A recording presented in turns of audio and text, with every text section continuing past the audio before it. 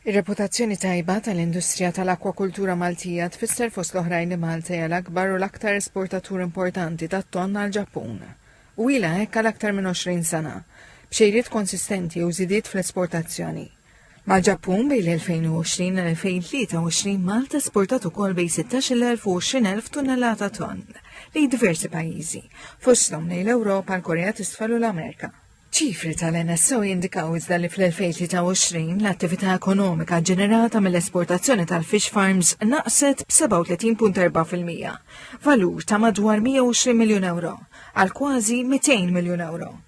Dan meta mqabbla ma' 319 miljun euro ġenerati mill-esportazzjoni tat-tonn fl-2022.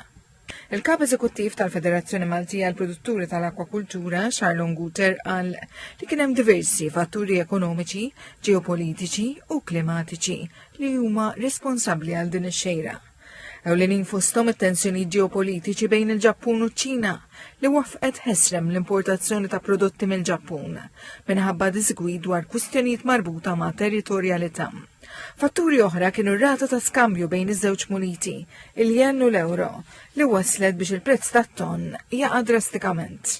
Rajna nuqqas f'dak li domanda mill-core business tagħna fejn jidħol il-Ġappun, per konsegwenza li mbagħad irriflettit ruħha fejn jidħol il-prezz.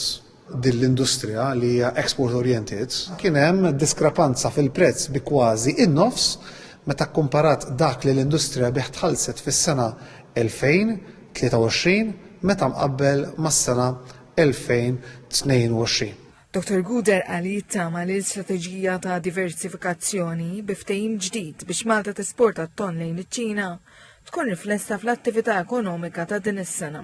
L-iskop u l-għana ħari tagħna huwa li nkomplu nsaħħu din id-diversifikazzjoni waqt li inkomplu nieħdu ħsieb il-core business tagħna li huwa il-Ġappun. Dr. Guder qal huwa mħasseb ukoll dwar fatturi klimatiċi li possibilment qegħdin jinfluwenzaw xejriet marbuta mal-produzzjoni tat-tonn mill-fish farms fi Gżejjer Maltin, fosthom it-tibdil fil-klima u t-tniġġis.